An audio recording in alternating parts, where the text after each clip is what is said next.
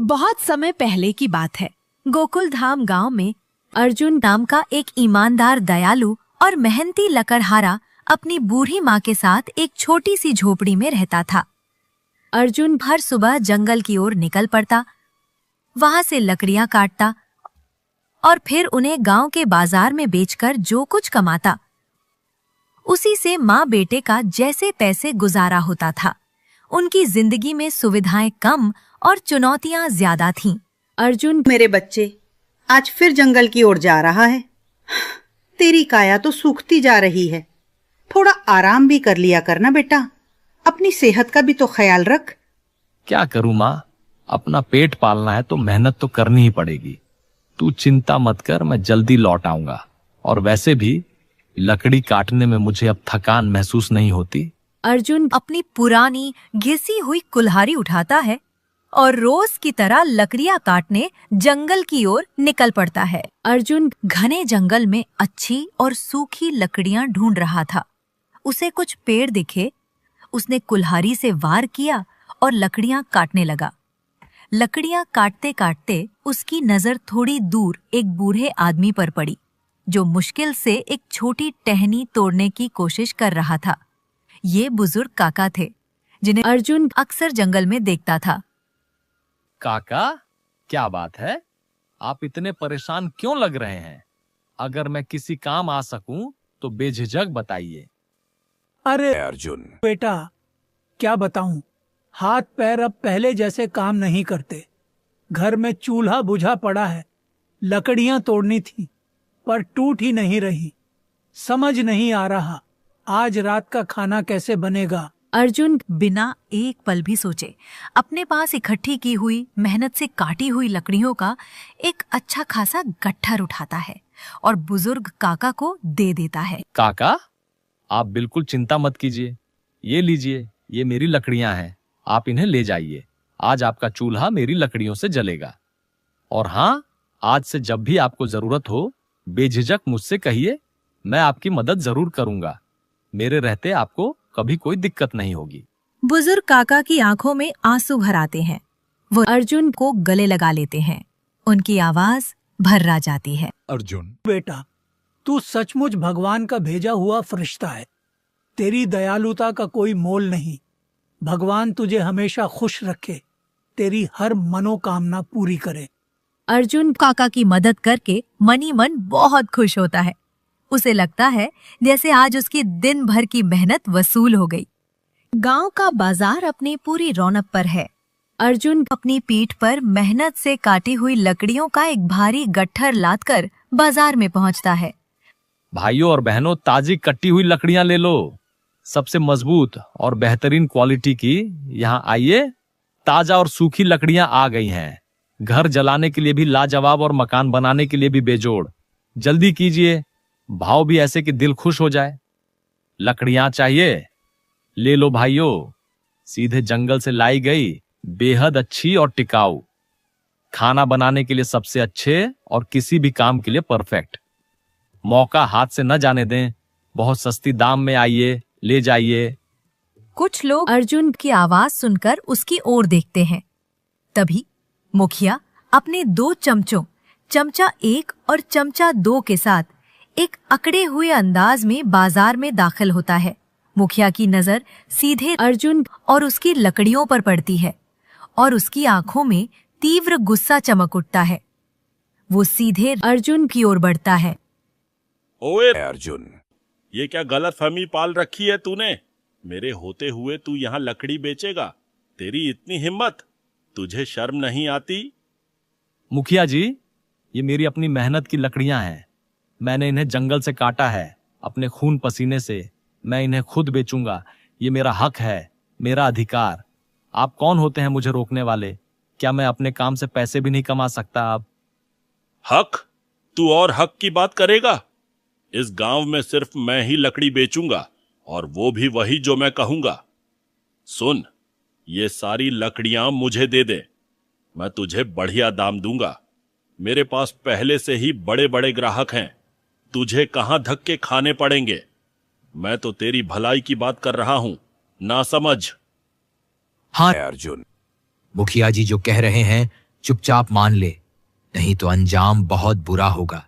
तुझे पता नहीं मुखिया जी का रोब क्या है।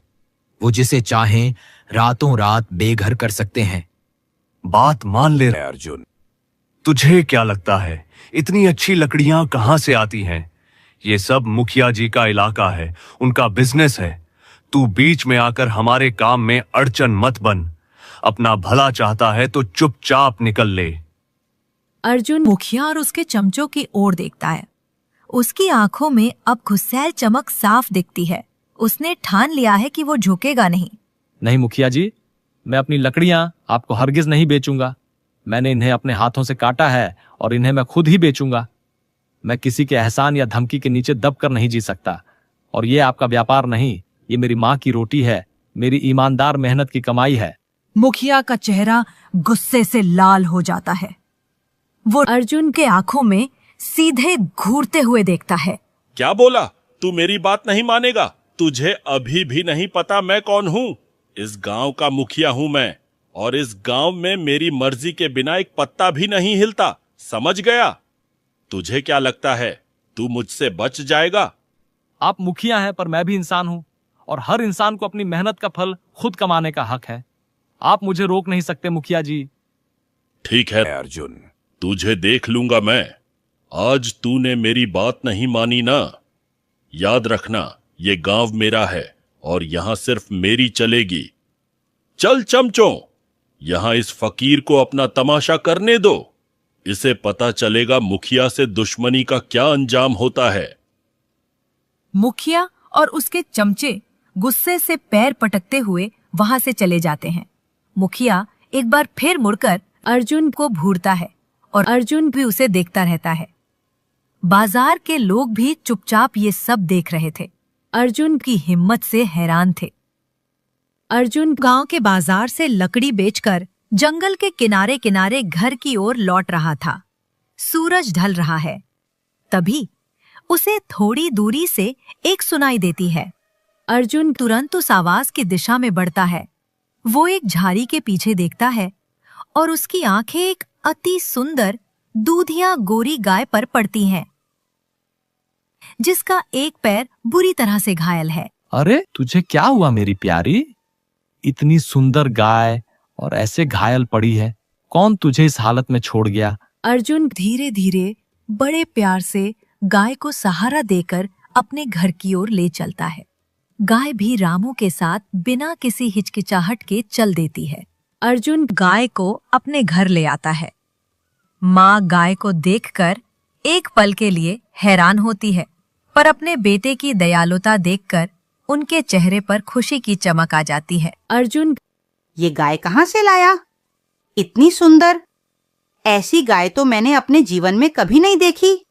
पर बेटा, हम इसका पेट कैसे भरेंगे? अपनी तो मुश्किल से गुजारा होता है। माँ, ये जंगल में घायल पड़ी थी, मैंने इसका इलाज किया है। कोई भी बेजुबान जीव अगर तकलीफ में हो तो उसे सहारा देना हमारा धर्म है। माँ, आप चिंता मत करो, भगवान है ना सब देखने के लिए। अब ये यहीं रहेगी हमारे साथ। क्या नाम रखूं इसका? गौरी रख दूं? ये तो गौरी मैया जैसी ही गोरी है। हाँ, गौरी ही सही है, बड़ी प्यारी है। तेरा नेक दिल ही तो है बेटा, जो ऐसी अच्छी चीजें तेरी ओर खींचता है। रात का समय था। माँ और अर्जुन अपने दिन भर की घटनाओं को याद कर रहे थे, खासकर मुखिया की धमकियों को। उन्हें पूरा विश्वास था कि उनकी ईमानदारी और दयालुता एक दिन जरूर रंग लाएगी। अर्जुन बेटा, तू कितना नेक दिल है। आज उस बुजुर्ग काका को अपनी लकड़ियां दे दी और खुद इतनी मेहनत करता है। पर ये मुखिया, इसका तो अन्याय बढ़ता ही जा रहा है। आज बाजार में उसने तुझे सरेआम धमकाया और तो और तुझ पर लाठी भी उठाई। मेरा दिल घबरा रहा है बेटा, यह सब देखकर। माँ, आप बिल्कुल चिंता मत करो। उस मुखिया की धमकियों से या उसकी एक लाठी से क्या होगा? सच की राह पर चलने वालों को थोड़ी बहुत मुश्किल तो आती ही है, पर आप देखना माँ, भगवान सब देखते हैं। वो किसी के साथ बुरा नहीं करते और ना ही अन्याय को बर्दाश्त करते हैं।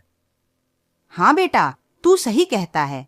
मैंने अपनी पूरी जिंदगी में हमेशा यही देखा है कि जो इंसान ईमानदारी से अपना काम करता है और सच्चे दिल से दूसरों की मदद करता है, उसकी मदद खुद भगवान करते हैं। आज शायद हम दुनिया की नजरों में गरीब हैं, पर दिल के अमीर हैं। हमारा ये दिल ही तो हमारी सबसे बड़ी दौलत है। बिल्कुल माँ, आज शायद हमारे पास दुनियावी चीजें ज्यादा नहीं हैं, पर एक दिन जरूर ऐसा आएगा जब हमारी जिंदगी भी बदलेगी, जब हम सिर्फ अपना ही नहीं बल्कि और ज्यादा जरूरतमंद लोगों की मदद कर पाएंगे। मेरा सपना है माँ कि इस गांव में कोई भी बच्चा अनपढ़ ना रहे, कोई भूखा ना सोए। मैं इस गांव को खुशहाल देखना चाहता हूँ। तेरा ये सपना जरूर पूरा होगा अर्जुन मुझे तुझ पर पूरा यकीन है, क्योंकि तू सिर्फ अपने बारे में नहीं सोचता। तेरा दिल बहुत नेक है। बस ऐसे ही सच्चे रहना, ईमानदारी से काम करते रहना और हमेशा लोगों की मदद करते रहना। भगवान श्री कृष्ण जो गायों और गरीबों के रखवाले हैं, वो हमारी जरूर सुनेंगे। उन दोनों माँ बेटे की हर बात, हर भावना को घर के बाहर बंधी गौरी गाय बड़े ध्यान से सुन रही थी। उसके कानों से कोई भी शब्द नहीं छूटा, जैसे वो सिर्फ सुन ही नहीं रही थी बल्कि हर बात को समझ भी रही थी। अंधेरे में भी उसकी आंखों में एक गहरी समझदारी और भाव दिख रहा था। जब माँ भगवान श्री कृष्ण जो गाय और गरीबों के रखवाले हैं, वो हमारी सुनेंगे जरूर कहती है, तो गौरी एक लंबी और गहरी सांस लेती है और उसकी आंखों में एक अनोखी चमत्कारी चमक आती है, मानो उसने कोई निश्चय कर लिया हो। सुबह का वक्त था। अर्जुन अपनी माँ के साथ उठा और अपने रोजमर्रा के कामों में जुट गया। जैसे ही अर्जुन अहाते में बाहर आया, उसकी आंखें एक पल के लिए खुली की खुली रह गई। गौरी, जो कल रात तक एक घायल गाय थी, अब बिल्कुल स्वस्थ और ऊर्जावान दिख रही है। और सबसे बड़ी बात, उसके पैरों के पास जमीन पर एक बेहतरीन लकड़ियों का गट्ठर पड़ा है, जिससे हल्की हल्की दिव्य सुगंध आ रही है। माँ, अरे माँ, बाहर आओ, देखो ये क्या है। माँ जल्दी से बाहर आती है और लकड़ियों के गट्ठर को देखकर वो भी हैरान हो जाती है। अरे ये क्या है? ये लकड़ियाँ तो बहुत अच्छी लग रही हैं, इतनी सफाई से रखी हैं, और ये गौरी के पास कैसे आ गईं? माँ, मुझे लगता है ये सब गौरी का ही कमाल है। कल रात हम जो बातें कर रहे थे, गौरी ने सब सुनी होंगी। उसने हमारी परेशानी समझी। ये कोई मामूली गाय नहीं माँ, ये तो साक्षात देवी है, ये तो हमारी लक्ष्मी है। सचमुच अर्जुन, भगवान ने हमारी सुन ली। ये गौरी मैया ही हैं जो हमारी मदद के लिए आई हैं। माँ की आंखों में खुशी के आंसू आ जाते हैं। वो गौरी को गले लगा लेती है। हर सुबह जब अर्जुन आंख खोलता तो गौरी उसके अहाते में खड़ी मिलती। उसके पैरों के पास हमेशा की तरह एक बेहतरीन लकड़ियों का गट्ठर रखा होता था। अर्जुन ने धीरे धीरे उन लकड़ियों को बेचना शुरू किया। जो पैसे आते अर्जुन ने समझदारी से लगाता। उसने कुछ गांव वालों को काम पर रख लिया था। देखो भाइयों, ये लकड़ियां गांव के बाजार तक ले जानी है और वहां से फिर शहर तक। अच्छी क्वालिटी है तो दाम भी अच्छे मिलेंगे और तुम्हारी भी दिन दिहाड़ी बन जाएगी। ये काम रोज का है। धीरे धीरे अर्जुन का काम बढ़ता गया। घर में अब खुशहाली थी। माँ के चेहरे पर हमेशा मुस्कान रहती। अर्जुन, देख तो इस गौरी गाय का क्या कमाल है। जब से ये आई है, हमारी किस्मत ही बदल गई है, और तू तो अब पूरे गांव का मसीहा बन गया है। हाँ माँ, ये सिर्फ एक गाय नहीं, ये तो हमारी लक्ष्मी है। और माँ, ये सब उसकी ही देन है कि हम अब दूसरों के काम आ पाते हैं, उनकी मदद कर पाते हैं। लेकिन अर्जुन सिर्फ अपने लिए नहीं जीता था। उसकी दयालुता और भी बढ़ गई थी। एक दिन अर्जुन ने देखा कि छोटे छोटे बच्चे स्कूल नहीं जा पा रहे थे। आप लोग चिंता मत कीजिए, मैं आपके बच्चों की फीस भरूंगा। पढ़ाई तो सबका हक है और कोई बच्चा शिक्षा से वंचित नहीं रहना चाहिए। पूरे गांव में अर्जुन का नाम और उसकी नेकदिली की चर्चा होने लगी। लोग उसकी इज्जत करते थे और उसे अपना हीरो मानते थे। अर्जुन की बढ़ती शोहरत और खुशहाली ने मुखिया के दिल में जलन भर दी। मुखिया अपने चमचों के साथ गांव के चौराहे पर बैठा है। वो अर्जुन के घर की बढ़ती खुशहाली और उसकी गांव में बढ़ती इज्जत देखकर अत्यंत जल रहा है। अर्जुन अचानक इतना अमीर कैसे हो गया? कल तक तो जंगल में धूल फांकता फिरता था और आज उसके पास लकड़ी बेचने के लिए अपने आदमी हैं। उसकी लकड़ी मुझसे भी अच्छी बिकती है और लोग भी सिर्फ उसी की बड़ाई करते हैं। जरूर इसके पीछे कोई गहरा राज है। मालिक, सुना है उसके पास एक चमत्कारी गाय है। गांव वाले कहते हैं वही गाय सारा कमाल कर रही है। कहते हैं वो रोज सुबह अपने आप एक लकड़ी का बड़ा गट्ठर देती है और उसी के दम पर अर्जुन उन्हें कई लोगों की मदद भी की है। चमत्कारी गाय? तो ये बात है। मैं उस गाय को लेकर रहूंगा, फिर देखना मेरी किस्मत कैसे चमकती है। मैं गांव का राजा बन जाऊंगा। किसी भी कीमत पर वो गाय मेरी होगी। ये अर्जुन की इतनी नेकदिली और परोपकार मुझे बिल्कुल पसंद नहीं। ये सब मेरे रास्ते का कांटा है। आधी रात का समय है। अर्जुन और उसकी माँ गहरी नींद में सो रहे हैं। मुखिया अपने दोनों चालाक चमचों के साथ चुपके से अर्जुन के घर में घुसता है। वे सीधे अहाते की ओर बढ़ते हैं जहां गौरी बंधी है। गौरी एक पल के लिए उठकर उन्हें देखती है पर कोई विरोध नहीं करती। वह चुपचाप उनके साथ चल देती है। मुखिया और चमचे गौरी को लेकर अंधेरे में गायब हो जाते हैं। सूरज की पहली किरणें अर्जुन की झोपड़ी में पड़ती हैं। अर्जुन अपनी नींद से जागता है और उसकी आंखें सीधे उस जगह पर जाती हैं जहां गौरी रोज सुबह खड़ी होती थी। पर आज गौरी वहां नहीं है। अर्जुन एक पल के लिए घबरा जाता है। माँ, गौरी कहाँ है? गौरी, गौरी, वो यहाँ नहीं है। मैंने उसे यहीं बांधा था। अरे कहाँ चली गई मेरी गौरी? मेरा तो दिल बैठा जा रहा है। माँ भी अर्जुन की आवाज सुनकर उठकर बाहर आती हैं। वो भी खाली जगह देखकर सन्न रह जाती हैं। कौन ले गया मेरी गौरी को? किसने हमारी खुशियां छीन ली? हमारी किस्मत ही उजड़ गई। अर्जुन अब क्या होगा? हम कैसे रहेंगे? दोनों की आंखों में एक साथ चिंता और दुख उतर आता है। अर्जुन तुरंत गांव में निकलता है। वो हर घर का दरवाजा खटखटाता है, हर गली में गौरी को ढूंढता है, पर कोई फायदा नहीं। गौरी कहीं नहीं मिलती। अर्जुन बहुत दुखी और निराश हो जाता है। उसकी आंखों में आंसू हैं और दिल में एक गहरा दर्द। कुछ दिनों बाद अर्जुन भी परेशान होकर गौरी को ढूंढ रहा है। तभी उसे वही बुजुर्ग काका मिलते हैं जो जंगल से लकड़ियां लेकर गांव की ओर आ रहे हैं। काका के चेहरे पर छाई उदासी को पहचान लेते हैं। अर्जुन, बेटा, क्या हुआ? कई दिनों से देख रहा हूँ तू परेशान है। तुम्हारी वो प्यारी गाय गौरी कहीं दिख नहीं रही। सब लोग उसकी बात करते हैं कि वो कहाँ गई। हाँ काका, गौरी गायब हो गई है। मुझे नहीं पता कौन ले गया और वो कहाँ होगी। मेरी तो पूरी दुनिया ही उजड़ गई है काका। उसके बिना मेरा कुछ भी करने का मन नहीं करता। अर्जुन, बेटा, एक बात बताऊं, पर मुझे लगा था कि मेरा वहम होगा, इसलिए अब तक नहीं बताया था। क्या काका, बताइए ना, कुछ भी जो आपको पता हो। परसों मैं लकड़ियां बेचने मुखिया के घर के पास से गुजर रहा था। उनका बाड़ा खुला हुआ था। मैंने अंदर झांका तो मुझे तुम्हारी गौरी दिखी। वो वहीं बंधी हुई थी। मुझे लगा शायद वो कोई और गाय होगी, पर उसकी आंखें वो तुम्हारी गौरी ही थी बेटा। मेरा मन कह रहा था। मुखिया, ये उसकी ही करतूत है। मैं जानता था कि वो ऐसा कुछ करेगा। मैं अभी अपनी गौरी को लेकर आता हूँ। मैं उसे नहीं छोड़ूंगा। अर्जुन तुरंत मुखिया के घर की ओर तेजी से दौड़ता है। बुजुर्ग काका भी उसके पीछे पीछे जाते हैं, चिंता और उत्सुकता से।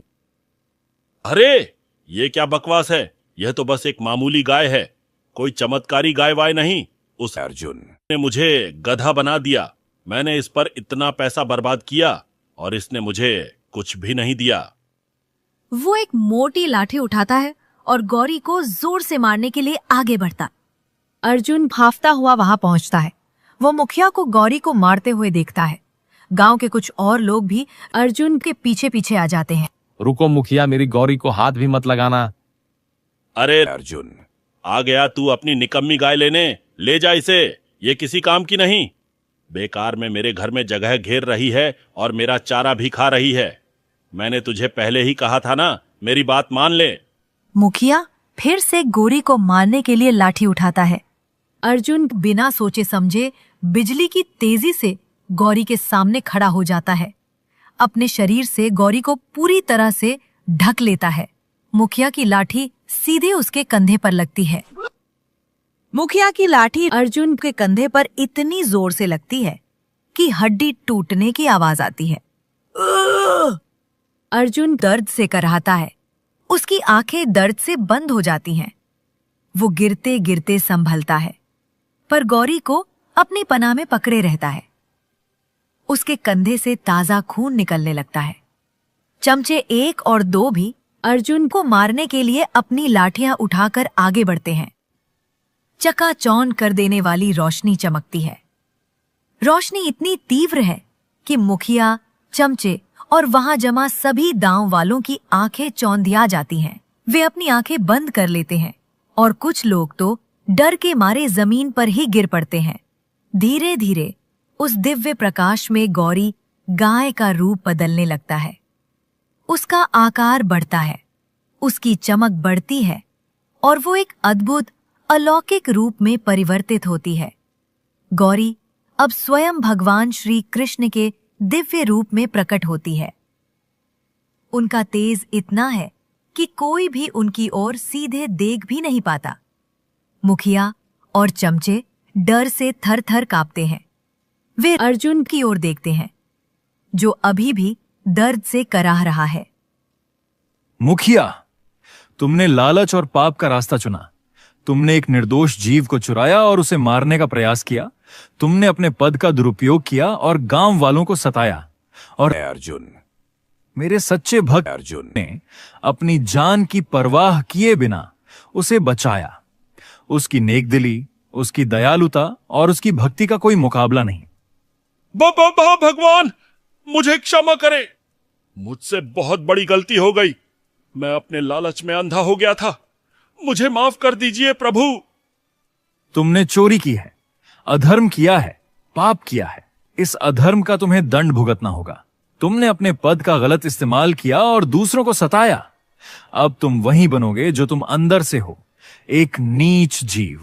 श्री कृष्ण अपने दाहिने हाथ का इशारा करते हैं। अचानक मुखिया और उसके दोनों चमचे धुएं के एक गुबार में बदल जाते हैं।